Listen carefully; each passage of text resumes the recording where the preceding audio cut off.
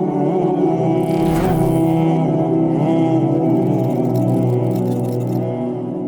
اللہ الرحمن الرحیم۔ السلام علیکم ورحمۃ اللہ وبرکاتہ۔ امید ہے انشاءاللہ سامعین و ناظرین خیر وفیت سے ہوں گے۔ جب بھی بولیں اچھے بولیں، جب بھی کوئی کلمات زبان سے ادا کریں تو اچھے کلمات ادا کیا کریں۔ ہر وقت گالی گلوچ نہیں، بد دعائیں نہیں، چغلی نہیں، غیبت نہیں۔ یہ نہ ہو کہ ہم کسی کو بد دعا دے رہے ہیں، والدین بچوں کو بد دعا دیں اور وہ وقت قبولیت کا وقت ہو اور وہ بد دعا قبول ہو جائے۔ اس لیے ہمیشہ زبان سے اچھے کلمات ادا کریں تاکہ شاید اگر وہ قبولیت کا وقت ہے تو وہ آپ کے الفاظ اللہ کے ہاں قبول ہو جائیں، اور نہیں پتہ کہ کون سے ایسے کلمات ہم ادا کریں کہ وہ اللہ کو بہت زیادہ پسند آ جائیں۔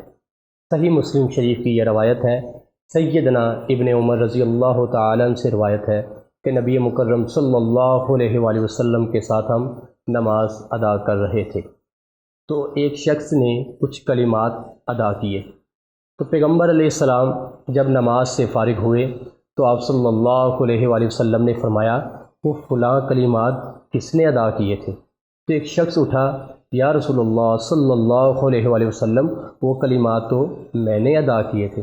تو آپ صلی اللہ علیہ وآلہ وسلم نے فرمایا وہ کیسے کلمات ہیں کہ جن کو سن کر میں محمد صلی اللہ علیہ وآلہ وسلم کا بھی ایمان تازہ ہو گیا ہے، اور وہ ایسے کلمات ہیں کہ جن کے لیے اللہ نے آسمانوں کے 7 دروازوں کو کھول دیا ہے، اور اللہ نے 12 فرشتوں کو نازل فرمایا ہے جو کہ ان کلمات کو اٹھا کر اللہ کے حضور پیش کرنے کے لیے لے جا رہے ہیں۔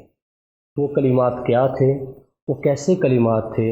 وہ یہ کلمات تھے، اللہ اکبر کبیرہ والحمد للہ کثیرہ وسبحان اللہ بکرۃ واصیلہ۔ سیدنا ابن عمر رضی اللہ تعالیٰ عنہ فرماتے ہیں کہ جب سے میں نے پیغمبر علیہ السلام کا وہ فرمان سنا، ان کلمات کی میں نے فضیلت سنی، تو کبھی زندگی میں نے ان کلمات کو پڑھنا نہیں بھولا، ہمیشہ میں ان کلمات کو ادا کیا کرتا تھا۔ آپ بھی ادا کیا کریں، اللہ اکبر کبیرہ الحمد للہ کثیرہ سبحان اللہ بکرۃ واصیلہ۔ اللہ سے دعا ہے کہ اللہ پاک آپ کو میرا حامی و ناصر ہو۔ السلام علیکم ورحمۃ اللہ وبرکاتہ۔